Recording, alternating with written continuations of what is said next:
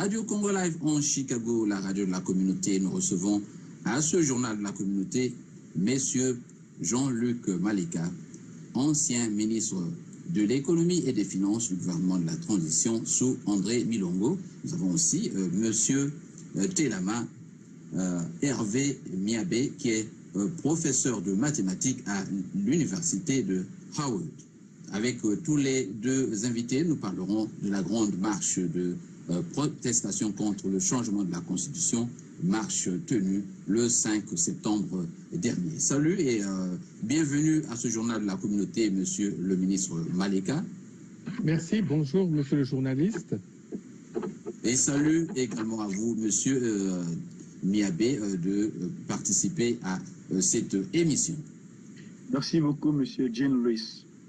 Voilà, nous allons donc aborder la question de cette grande marche qui a réuni les Congolais des États-Unis. Mais avant tout cela, nous allons procéder à une note introductive avec monsieur le ministre Maleka. Et monsieur le ministre, est-ce que vous pouvez succinctement vous présenter aux auditeurs et éventuellement faire un bilan de votre passage au gouvernement de la transition? Merci. Je m'appelle Jean-Luc Maleka.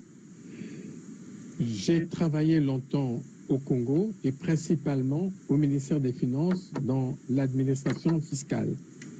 J'ai démarré comme inspecteur vérificateur des impôts et j'ai gravi les strates de l'administration jusqu'à être directeur général des impôts. C'est à ce titre que j'ai pu participer en 1991 à la conférence nationale souveraine. Donc la conférence nationale souveraine a été un grand moment dans l'histoire du Congo. Elle avait rassemblé plus de 1200 Congolais provenant de toutes les couches du pays. Et ce moment a été un moment où nous avons fait l'autopsie du système du parti marxiste-léniniste qui avait été imposé au Congo de 1964 à 1990. Et ces périodes-là avaient été surtout matérialisées par des alternances qui se réalisaient par des coups d'État successifs et sanglants. Donc, et ce, après l'effondrement du mur de Berlin, et pour répondre et à la conférence de la Baule, j'avais oublié de le dire, afin de répondre aux aspirations des peuples à plus de démocratie et de liberté, cette conférence nationale souveraine avait voulu que nous imposions un nouvel ordre fondé sur des valeurs de démocratie, de pluralisme, de non-violence et de l'état de droit. C'est en ce sens qu'il y avait un thème en vue de moraliser la vie publique qui était toujours abordé: tu ne mentiras pas, tu ne voleras pas, tu ne tueras pas. Donc l'expérience donc du gouvernement qui s'est passé quand j'ai été à cette conférence nationale, je vais l'aborder sous deux volets. Peut-être un volet politique et un volet économique. Donc, le travail n'était pas très compliqué, je pourrais le dire, puisque nous devions appliquer les règles de la conférence nationale qui avaient été édictées par tous les conférenciers. Et en 1991-92, donc au sortir de cet élan consensuel et républicain de la conférence nationale, donc nous avons pu réaliser une transition qui était pacifique. Et les caractéristiques de cette transition étaient le fait que nous avions maintenant une armée qui était républicaine et efficace, contrairement à ce qui se passait là-bas. Il y avait également une volonté de changement, alors que nous avions deux blocs opposés, Force de changement et de progrès, Alliance nationale pour la démocratie. Et l'on avait remarqué que du point de vue de l'administration, il y avait beaucoup plus une acceptation de ce qui se passait. Et surtout du point de vue électoral, il y avait une administration neutre. Nous avons eu la chance de bénéficier à la tête de cette commission nationale d'organisation et de supervision d'élections d'un homme d'église à sa tête, en la personne de Monseigneur Ernest Kombo. Et quand on voit ce qui s'est passé, au vu des élections qui se sont déroulées, il y a eu une véritable attitude républicaine des candidats perdants. Donc le Premier ministre André Milongo, qui avait organisé les élections, s'était présenté. Il avait été battu, il s'est retiré. Monsieur Denis Sassou Nguesso, ancien président de la République, avait été battu, s'était également retiré. Donc, avec les atouts de la conférence nationale, le Congo avait donc réalisé de manière satisfaisante toute la série des élections qui comptent dans la vie démocratique d'un pays. Et nous avons pu gérer sans heurts la plupart des différents scrutins. Il y avait même un organe d'arbitrage qui était la Cour suprême à l'époque, puisqu'il n'y avait pas de Conseil constitutionnel. Donc une véritable alternance s'est réalisée, une passation de pouvoir entre deux présidents, ce qu'on n'avait jamais vu auparavant. Ça, c'est un peu du point de vue politique. Du point de vue économique, je dirais, et c'est même le verdict de la conférence qui était là, et sans appel, que le Congo était totalement... il y avait un délabrement généralisé du pays, tant dans ses structures que dans le comportement des acteurs économiques. Je vais vous dire un exemple. Avant la conférence, il y a eu un recrutement anarchique des fonctionnaires par le régime précédent. Je travaillais, je m'occupais de la trésorerie de l'État avant, et pour payer les fonctionnaires à l'époque, il nous fallait 7 milliards et demi de francs CFA. Et quand j'y suis arrivé, cela est passé à 13 milliards et demi. Alors, les recettes étaient pas importantes, mais nous avons, tant bien que mal, réussi à faire en sorte que les gens puissent obtenir. Nous n'avions pas de caisse à l'entrée, mais au retour, nous avons laissé au régime quelques 50 millions de dollars. Donc, cette époque était... C'est un exploit. C'était une période extraordinaire qui nous a plu, malgré des difficultés, parce que quand même, il y a eu un coup d'État qui n'a pas réussi, grâce à la volonté du peuple. Et je me souviens qu'à cette époque, tous les enfants s'étaient mis assis, prêts à acceptant d'être écrasés par les chars. Et l'armée qui était républicaine a reculé, et nous avons discuté, nous avons trouvé des points de compromis. Voilà, c'était malheureusement une expérience qui n'a pas abouti, parce qu'après, nous espérions que le Congo soutiendrait ce leitmotiv que j'ai évoqué, mais nous sommes allés dans les gouffres de la violence, du vol, du mensonge, tout ce que nous ne souhaitions pas. Et oui, monsieur le ministre, merci de ce bilan exhaustif. J'espère que nous aurons... Alors, nous passons à monsieur Miabé, qui lui est professeur de mathématiques à l'université Howard. Voilà, il est à Howard et il va nous parler d'abord succinctement de sa vie professionnelle et de l'organisation qu'il dirige ici et dont le ministre Maleka est le président en France. Voilà une organisation à 2 antennes et dont monsieur, je répète, Miabé en est le président ici aux États-Unis. C'est à vous donc, monsieur Miabé. Ok, merci de m'avoir donné la parole. Premièrement, je voudrais faire une petite modification à ce que vous avez dit. Je ne suis pas le président des assises. Je suis le coordinateur au niveau coordinateur des États-Unis. S'il y avait quelqu'un qui devrait être le président des assises, c'est monsieur le ministre Maleka qui est le coordinateur général. Donc, je vous remercie de m'avoir donné la parole. Je suis professeur de mathématiques à Howard University à Washington, D.C. Et depuis à peu près le mois de janvier, quand le ministre Maleka était venu aux États-Unis pour discuter avec les autorités américaines, j'avais, après une réunion que nous avons eue justement à Howard University, on avait confié la responsabilité des assises. Donc, au mois de janvier, à peu près à la fin du mois de janvier, je suis devenu coordinateur des assises. Les assises États-Unis, nous sommes donc disons, une représentation des assises de France.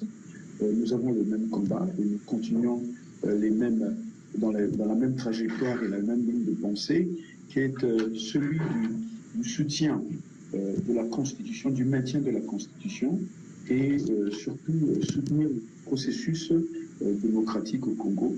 Et notre objectif à partir des États-Unis, c'est d'informer la communauté américaine, d'informer les politiques américaines de la situation de notre pays, mais aussi regrouper nos frères qui sont ici, les Congolais et les Africains, pour combattre le virus que nous avons, celui des présidents de l'Afrique, celui de se maintenir au pouvoir et de se maintenir au pouvoir à vie. Donc c'est dans cette perspective-là que les assises États-Unis ont été créées, et donc nous sommes ici pour combattre le changement, l'idée de changer la constitution au Congo, et aussi informer la communauté internationale de la situation de notre pays. Alors, s'agissant de la marche que vous avez, M. Miabé, la marche que vous avez organisée le samedi dernier, vous avez dû recourir à une personnalité pour... craignez-vous l'échec de cette manifestation ou une stratégie? Vous avez dû recourir au ministre Maleka pour rehausser de sa présence, et cela un honneur? Ben, premièrement, c'est un honneur d'avoir vu le ministre Maleka à cette marche. Mais je vous rappelle que le ministre Maleka, c'est le coordinateur général des assises. Donc, en tant que coordinateur des assises générales, c'était tout à fait normal qu'il soit présent à cette marche. Mais le ministre Maleka n'était pas le seul qui est venu d'Europe. Il y a eu d'autres frères qui sont venus d'Europe. Il y a eu, par exemple, je pense, John Bennett qui est venu de l'Europe. Il y a eu d'autres personnes qui sont venues d'Europe, de France. C'était une marche où tous les Congolais étaient invités, et donc les Congolais de la diaspora, ceux des États-Unis, la diaspora congolaise des États-Unis étaient présents. Nous avons eu des gens qui sont venus de Michigan, d'autres qui sont venus de Chicago, de tous les coins des États-Unis. Nous avons eu une forte présence de nos frères du Congo, mais aussi de l'Afrique. Nous avons eu des Gabonais qui étaient là, nous avons eu des Centrafricains qui étaient là. C'est une marche qui a rassemblé les Africains, et pour dire non à ce fléau, pour dire non à ce virus qui est constant en Afrique et qui tue les Africains chaque jour, celui de changer les constitutions. Je reviendrai à vous, M.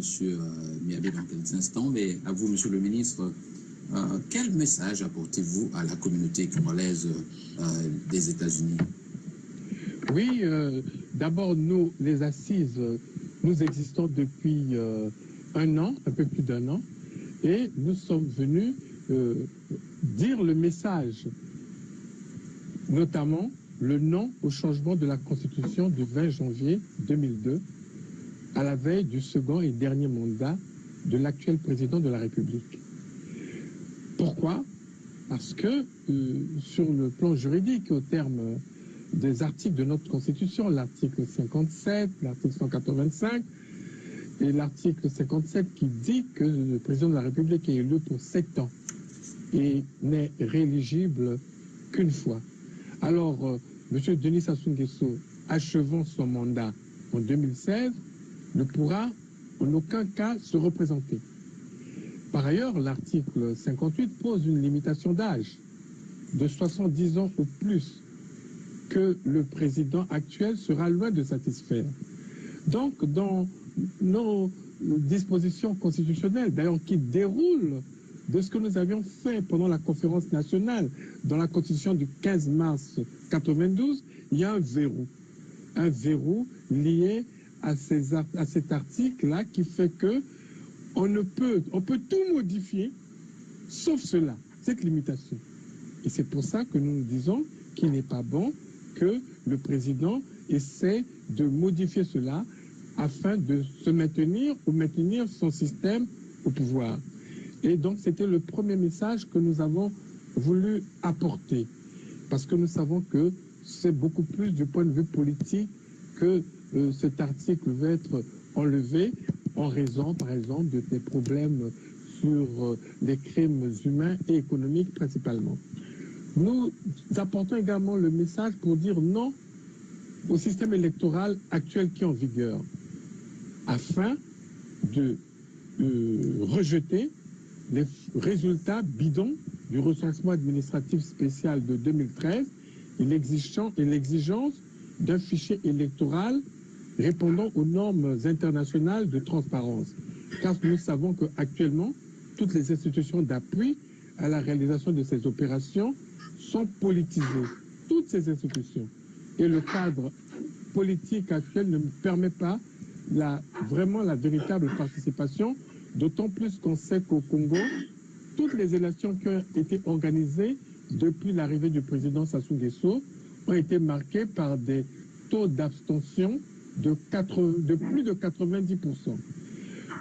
Alors, nous pensons que dans cette élection, il faudrait une commission électorale nationale indépendante, dûment accréditée sous l'égide de la communauté internationale et toutes les parties prenantes, et qu'il y ait un véritable dispositif fiable de sécurité et d'une justice équitable, ce qui n'est pas le cas, comme je vous avais dit, pendant la période de transition. Donc, nous sommes venus également... Mais s'il vous plaît, Monsieur le ministre, pensez-vous que sur le plan matériel, qu'il soit possible d'organiser des élections crédibles en moins d'un an? Il est vraiment impossible de les organiser. La preuve, et même à Brazzaville, quand on a dit qu'il fallait que nous mettions en place un système électoral, une liste électorale biométrique, on sait que pour réaliser cela, le minimum, c'est 19 mois. Donc les élections devront normalement avoir lieu au mois de juin, juillet 2016. Donc 19 mois, on est quand même à moins de 10 mois de ces élections. Donc je crois que cela est impossible. Voilà. Et oui, donc Monsieur Telama, je reviens à vous. C'est le sens du message que vous avez remis aux autorités américaines le samedi dernier. Oui, exactement. C'est dans cette perspective-là que nous nous sommes rassemblés. Donc, comme je dis tout à l'heure, avec des Congolais qui sont venus de l'extérieur des États-Unis, mais aussi de ceux de la diaspora ici au niveau des États-Unis. Nous avons eu donc des Africains d'autres pays, comme des Gabonais, comme je dis, qui étaient là. Et c'était dans ce sens-là. Vous savez, aujourd'hui, la situation du Congo, elle est catastrophique. Nous assistons à une dégradation de toutes nos valeurs, une dégradation de toute la situation au Congo, à tous les niveaux, que ce soit au niveau économique, que ce soit au niveau moral, etc. Nous pensons que la situation est tellement critique, vous vous rendez compte, chaque jour, les Congolais sont en train de mourir. C'est une situation de vie ou de mort pour les Congolais. Les Congolais meurent simplement parce que le gouvernement qui est en place a failli à tous les niveaux pour assister ce peuple. Et ce peuple est prêt aujourd'hui de descendre dans les rues pour dire non, Monsieur Sassou Nguesso, vous avez fait votre temps, vous êtes resté maintenant, il faut compter que ça fait 32 ans que vous êtes au pouvoir. Qu'est-ce que vous allez faire de nouveau maintenant que vous n'avez pas fait en 32 ans?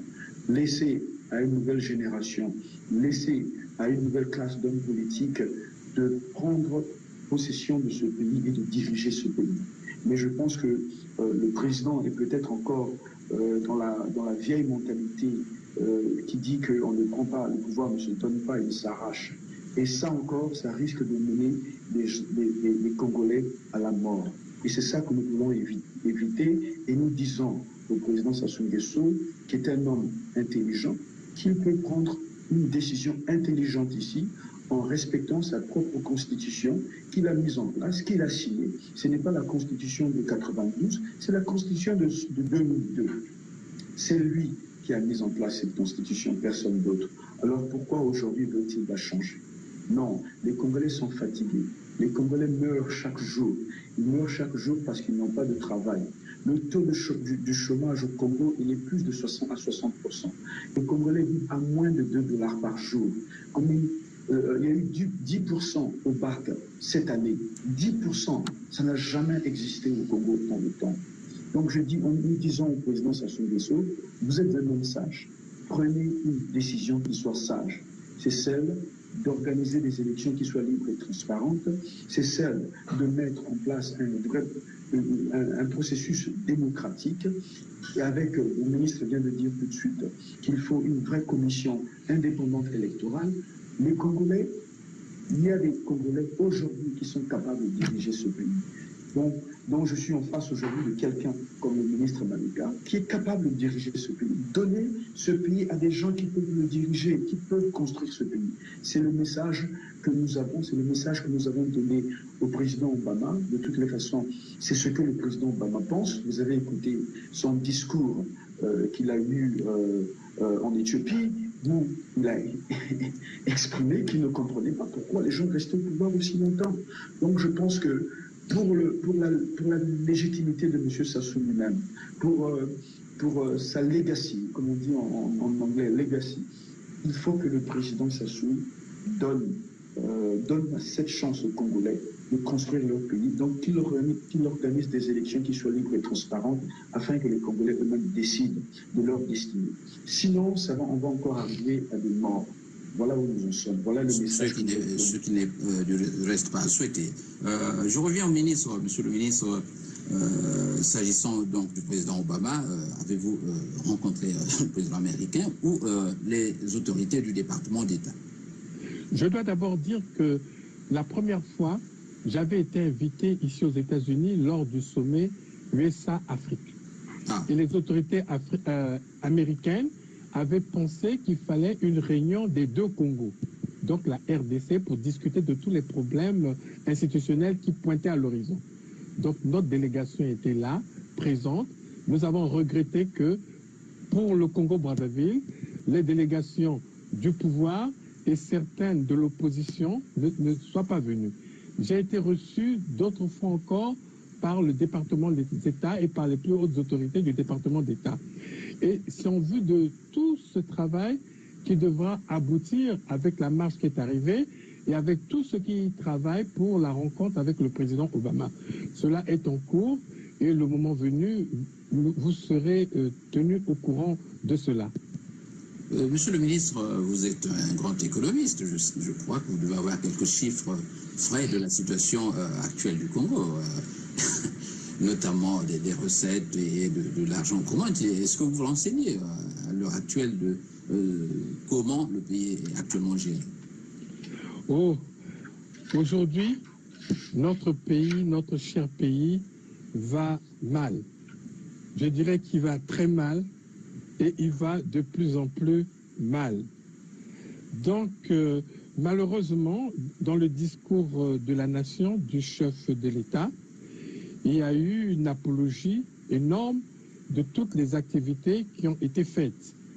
Et finalement, je pense que quand on y regarde de près, on se rend compte que les choses ne sont pas aussi lumineuses et belles telles que cela a été évoqué. Je prends par exemple le cas des agrégats économiques qui ont été évoqués, c'est vrai, ces agrégats sont le Congo a réalisé de bons chiffres au niveau macroéconomique, mais en fait, cela cache une triste réalité. Cette triste réalité, et tout à l'heure, mon collègue, monsieur Hervé Telamamabé l'a évoqué, on se rend compte qu'aujourd'hui, il y a un chômage grandissant. On a parlé dans le discours de 6%, mais nous savons très bien, comme il a bien dit, que ce chiffre est de près de 60%, le taux de chômage. Et quand on voit, par exemple, toutes les dépenses que le Congo a obtenues, les gens ne le savent pas, j'ai essayé de faire à peu près le petit point. Aujourd'hui, le Congo, en tant que tel, a obtenu de 1997 à la fin 2014 un montant dans le budget, les recettes comptabilisées, je ne parle pas de certaines évaporations qui ont été faites, d'un montant énorme de plus de 30 000 milliards de francs CFA. Au-delà de ces recettes de 30 000 milliards CFA, il y a eu des annulations de la dette. Ces annulations de la dette de l'ordre en 2010 de 5 milliards de dollars, soit 2500 milliards de francs CFA. Et aujourd'hui, on a encore un encours vers les sociétés étrangères qui s'élèverait quasiment au double de la dette antérieure, soit de près de 10 milliards de dollars ou 5 000 milliards de francs CFA. Donc, le véritable bilan de ce régime, il serait long et fastidieux à rappeler devant vous. Donc, aucun secteur n'échappe à son indiscutable échec. Absence de création d'emplois, croissance des inégalités, corruption généralisée. Et là, j'assiste beaucoup plus sur cette notion de corruption généralisée, qui est une gangrène qui a détruit notre pays. On a parlé des pénuries d'eau, d'électricité et des méga contrats qui sont surfacturés, une surfacturation qui provient justement de cette corruption. Alors, on peut dire que le bilan est désastreux et nous souhaiterions, avec le programme économique de refondation économique et sociale que nous avons préparé, nous souhaitons qu'aujourd'hui, nous tenions compte des besoins des populations. Cette population qui a beaucoup souffert et qui veut vraiment s'en sortir. Alors, pour nous, le travail que nous voulons faire demain sera axé sur les besoins fondamentaux de ces populations et principalement sur l'éducation qui a été totalement massacrée et les chiffres que M. Telama a dit tout à l'heure sont totalement édifiants. Donc, je pense que je ne voudrais pas m'étendre sur des chiffres qui seraient peut-être fastidieux, mais sachez qu'aujourd'hui, notre pays est au bord du gouffre. Merci bien, Monsieur le ministre. Je rappelle que nous recevons à ce micro Monsieur Jean-Luc Maleka, ancien ministre des Finances et de l'Économie sous la transition, mais qui est aussi le président des Assises nationales du Congo et dont l'antenne des États-Unis est dirigée par donc, le coordonnateur de cette antenne, voulais-je dire, est Monsieur Telama Miabé. Alors, Monsieur Telama Miabé, un mot sur la communauté congolaise des États-Unis. Eh bien, la communauté congolaise des États-Unis, elle est unie. Hein. Elle est unie parce qu'aujourd'hui, c'est un problème, comme j'ai dit tout à l'heure, qui regroupe tous les Congolais. C'est un problème de vie ou de mort pour la majorité des Congolais qui sont à Brazzaville. Et dans une situation pareille, telle que nous la vivons, les Congolais se retrouvent sur...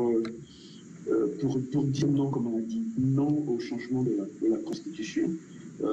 Nous vivons dans un pays, aux États-Unis, où le président des États-Unis ne peut pas se permettre de changer la Constitution. Obama a 2 termes, et à la fin de ce terme, il doit partir. Nous, les Congolais aux États-Unis, nous comprenons que c'est comme ça que ça fonctionne, c'est comme ça la démocratie, et bien il faut la respecter. Donc nous sommes tous unis pour dire non à M. Sassou, non au changement de la Constitution, non à ce coup d'État constitutionnel, et nous voulons des élections qui soient libres et transparentes, comme ça se fait dans tous les autres pays, les pays européens, et même en Afrique. Nous le voyons au Ghana, on l'a vu, on vient d'assister récemment au Nigeria à une élection où le président sortant a perdu les élections et a quitté ses fonctions. Nous voulons les mêmes choses au Congo-Brazzaville. Donc, sur ces principes, sur cette base-là, nous sommes ici, Congolais de la diaspora, Congolais des États-Unis, unis pour dire à M. Sassou qu'il est temps pour vous de partir. Vous avez fait votre travail, laissez à une autre classe, laissez à d'autres personnes continuer la conduite, la gouvernance de notre pays. Donc, nous disons non à la mauvaise gouvernance. Nous disons non au coup d'État constitutionnel. Merci, Monsieur Miabé. À vous, Monsieur le ministre, avez-vous essayé d'harmoniser vos positions parce que nous entendons parfois des sons discordants dans le milieu politique. Est-ce que vous avez des contacts avec vos amis, par exemple, du FROCAD et des autres organisations qui soutiennent le non au changement de la Constitution? Oui, au-delà des divergences parfois qui peuvent arriver, ce qui est tout à fait normal, nous avons d'énormes contacts avec tous nos amis. D'abord, les assises, ça fait plus d'1 an, je vous l'ai dit, ont été organisées, et c'est nous qui avons demandé à nos amis du Congo, que ce soit de la société civile et des politiques, de venir à ces assises. Ils ont pris l'engagement devant nous qu'ils allaient tout faire pour s'organiser au Congo. Et c'est ainsi qu'il y a de nombreuses plateformes qui se sont organisées, notamment au point de vue politique, le FROCAD, l'IDC, et il y a eu également des organisations de la société civile, et nous sommes en contact permanent avec eux. Nous sommes d'ailleurs membres du FROCAD, et il est évident que dans beaucoup de cas, nous essayons de discuter des stratégies, de ce que nous devons faire, parce que si nous voulons vraiment réussir ce combat, au-delà de nos divergences qui sont inévitables, la première des choses que nous devons faire, c'est le rassemblement. Rassemblement afin que ce que nous souhaitons, qu'aujourd'hui, M. Sassou Nguesso sache que après la fin de son mandat, il devra quitter le pouvoir. C'est un peu ça. Mais pour prolonger peut-être la discussion, qui peuvent montrer que certaines divergences peuvent arriver, je voulais envisager quelques scénarios qui pourraient arriver. Car si M. Sassou Nguesso tente l'épreuve de force pour se maintenir dans des conditions actuelles, M. Telama l'a dit tout à l'heure, cela ne saurait lui profiter du fait de toutes les pressions non seulement extérieures mais intérieures. Et il n'est pas exclu que des scénarios à la Burundi ou à la Burkina Faso puissent arriver dans notre pays. Il est possible également qu'il ait la sagesse de se dire, voilà, que je ne représente pas, que je m'en aille. Nous pensons, quant à nous, que aujourd'hui les conditions, comme je vous l'ai dit tout à l'heure, de réalisation des élections ne sont pas réalisées. Nous risquerons d'être encore confrontés à la violence et comme il y aurait un trop plein de candidats, au chaos des ambitions, entraînant notre pays encore dans nos vieux démons que nous connaissons hélas, que sont ceux de la haine, de la violence, de la division. Et c'est pour ça que nous, en tant que tels, nous proposons une troisième voie qui serait une transition maîtrisée, apaisée et saine, afin de restaurer l'autorité de l'État, stopper l'hémorragie financière dont je vous ai parlé, notamment cette corruption généralisée, et prévenir à l'avenir que toutes ces dérives ne se reproduisent. D'autres cas, évidemment, peuvent arriver, d'autres scénarios peuvent s'appliquer, et nous ne pourrons en mesurer les conséquences qui pourraient se dérouler après. Je voudrais, monsieur le journaliste, je voudrais compléter, oui. Ajouter un peu dans le même sens que le ministre. Il faut qu'on se rende compte aujourd'hui que la situation que le Congo vit, on n'a jamais vécu cette situation. C'est une situation catastrophique. Aujourd'hui, si on regarde les maux, tous les maux que nous souffrons au Congo, nous avons aujourd'hui un leadership qui est déficient. Nous avons le tribalisme qui est accentué à un degré qui n'a jamais existé avant. Nous avons l'égocentrisme. Nous avons l'approvisionnement personnel des ressources nationales. Nous avons eu des guerres fratricides. Nous avons le népotisme et le clientélisme. Nous avons la corruption, la gabégie, le pouvoir clanique, la mauvaise gouvernance, les violences, les violations des droits humains. Vous avez vu avec l'assassinat, par exemple, du jeune, comment il s'appelle encore, le jeune qui a été tué récemment, à Pointe-Noire, comment il s'appelle, Régis Batola. Chaque jour, nous avons des meurtres. Chaque jour, les gens meurent. Nous avons une situation catastrophique. Et si on ne fait pas quelque chose aujourd'hui, cette situation va s'empirer. Donc moi, aujourd'hui, j'interpelle les Congolais. J'interpelle les Congolais. Il faut qu'on se regroupe et qu'on se rassemble, quelles que soient nos différences. Et les Congolais, je pense, aujourd'hui, sont unis pour dire non à ce système, dire non à M. Sassou. Donc, je voudrais rappeler que c'est ça le vrai problème de fond que nous avons aujourd'hui. Et pour cela, il faudrait que nous ayons une vraie alternance démocratique. Il faudrait que nous ayons l'instauration d'un véritable état de droit et que nous n'avons pas au Congo aujourd'hui. Quel est le processus pour cela? Il faut une révision du découpage électoral. Il faut une révision du fichier électoral. Il faut l'établissement des cartes d'électeurs biométriques. Il faut que tout cela se fasse. Et si cela n'est pas fait, si M. Sassou continue à rester au pouvoir, son système continue à se perpétuer à Brazzaville, et bien chaque jour, à l'hôpital général, c'est des gens qui meurent. Chaque jour, à Brazzaville, c'est des gens qui meurent parce qu'ils n'ont pas de travail. Il y a des gens de mon âge qui ont 50 ans, 40 ans aujourd'hui, qui continuent à vivre chez eux, chez leurs parents. Tout cela, c'est ce système de M. Sassou Nguesso qui pérennise cela. Donc nous disons non à ce système et nous disons qu'il faut que les Congolais se regroupent. Parce que le jour, les Congolais, quand ils meurent à l'hôpital général, que vous soyez Mboshi, que vous soyez Batéké, que vous soyez Dupoul, etc., vous vivez ça, vous mourrez. Ils sont en train de mourir aujourd'hui, les Congolais, à l'hôpital général, par manque d'infrastructures. Et ce n'est pas parce que nous n'avons pas d'argent. Le Congo est bourré d'argent. Quand nous lisons aujourd'hui les données, comme monsieur le ministre vient de nous les rappeler, l'argent que nous avons obtenu ces dernières années, le Congo n'a jamais été aussi riche, mais la population n'a jamais été aussi pauvre. Alors qu'on arrête, c'est assez. Et c'est ça le combat. C'est ça ce combat que nous avons aujourd'hui. Nous avons récemment appris qu'il y a à peu près 5 milliards de dollars qui ont été dépensés pour les Jeux africains. Est-ce que le Congo aujourd'hui a dépensé 5 milliards de dollars pour les infrastructures? Mais en ce que je sache, ceci aurait été financé par l'Union africaine, non? Bon, monsieur le ministre est mieux placé pour répondre à cette question, mais moi je ne pense pas. Même si ça a été financé par l'Union africaine, vous savez, on fait des jeux et puis demain c'est fini. Et les gens vont continuer à mourir à l'hôpital général. Les gens vont continuer à mourir parce qu'il n'y a pas d'infrastructure de base. Il n'y a pas d'eau potable. L'électricité ne fonctionne pas proprement. Les gens meurent à Talangaï. Les gens meurent à Bakongo. Les gens meurent dans tous les quartiers du Congo. À Pointe-Noire, nous disons au président Sassou Nguesso, je pense que vous pouvez lire la situation. Vous pouvez faire une lecture propre de la situation, monsieur le président. Donc, il y a quelque chose qu'il faut faire, il faut partir, il faut organiser des élections qui soient libres et transparentes.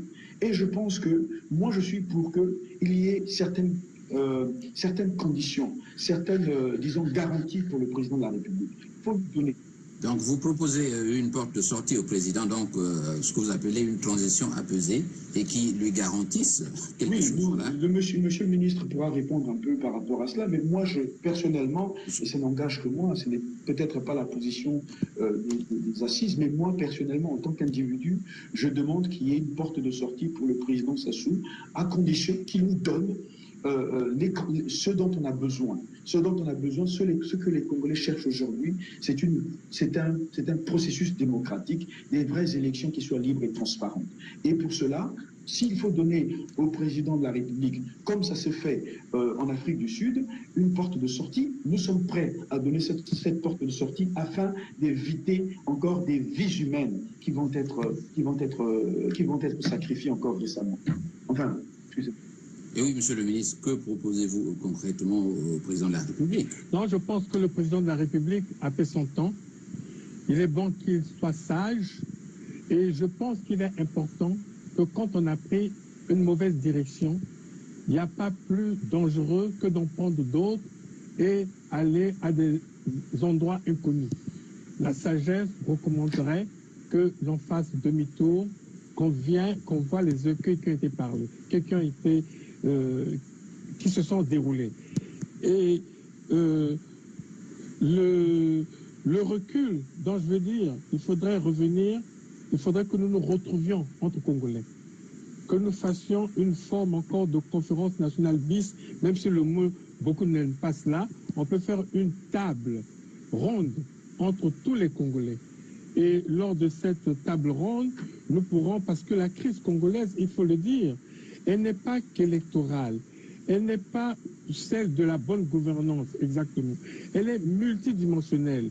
Et nous pouvons nous asseoir, voir tous les problèmes qui ne vont pas, y compris celui des chefs d'État en fin de mandat. Et à partir de cela, je crois que nous pourrons mettre en place un nouveau système tel que je vous ai parlé de cette transition, mais il faudrait que nous nous retrouvions et on a parlé de l'Afrique du Sud. Aujourd'hui, nous devons nous inspirer également des exemples illustres que nous ont prodigués Martin Luther King, Nelson Mandela, afin de redonner aux Congolais, dans la souffrance et dans la privation qu'ils ont tout le temps, la dignité dont ils sont maintenant dépouillés. Et ces Congolais, si nous nous retrouvons, nous avons déjà eu cette expérience, nous pourrons faire en sorte que nous nous ressoudions et que nous puissions résoudre les problèmes qui sont là, qui sont latents, et cela n'est pas impossible. Merci, Monsieur le Ministre. Pour terminer, peut-être que vous aurez le mot de clôture dans quelques secondes, mais je voudrais, j'ai une question de curiosité. Vous avez fait voyager des gens de Paris qui sont venus ici, logés dans les hôtels. Vous venez tout le temps et sur les États-Unis, mais ça coûte cher tout ça. Où est-ce que vous trouvez l'argent, Monsieur le Ministre, si ce n'est un secret, vos sources de financement? Très belle question. Je dois vous dire que nous, aux Assises, nous travaillons avec les cotisations de tous les membres des Assises et des efforts personnels que nous pouvons faire. Alors, tous les voyages que nous faisons sont financés par les cotisations ou des dons, ou des efforts personnels que nous faisons. Et l'avantage, et nous avons également nos amis des États-Unis qui nous reçoivent actuellement, qui facilitent notre logement, notre séjour. Et c'est tout cela aussi qu'il faut faire. Et à partir de ce moment, je crois que les Assises sont peuvent se targuer l'honneur de pouvoir faire participer tous les Congolais. Même quand nous avons fait les premières Assises, cela a coûté cher, nous n'avons fait que des cotisations. Et nous ne dépendons de personne, nous ne dépendons que des cotisations de nos membres. Et oui, peut-être le mot de la fin, oui, Monsieur le Ministre. Le mot de la fin, il ne sera pas long. Je pense que au stade où nous sommes arrivés, nous ne pouvons pas arriver comme ça au fond du gouffre. Et nous devons faire un recul, nous devons penser aux pères fondateurs du Congo. Que ce soit André Matsoa, que ce soit Jean-Félix Tchikaya, que ce soit Fulbert Youlou, que ce soit Jacques Opango et bien d'autres. Tout cela, ils voulaient le bien du Congo. Ils ont fait de leur bien, ils ont fait de leur mieux. Le vice-président Opango, quand il a vu le président Youlou en prison, il s'est dit « Ramenez-moi en prison ». Nous avons été responsables également de ce qui s'est passé. Ils voulaient tous le bien du Congo. Mais nous, malheureusement, nous sommes rentrés dans le tribalisme, dans la haine, dans la division. Et je crois que si nous nous référons à tout ce qu'ils voulaient, et également j'ai parlé des exemples illustres tout à l'heure, cela permettra à ce que nous allions de l'avant et que le Congo puisse se lever. Merci, Monsieur le Ministre.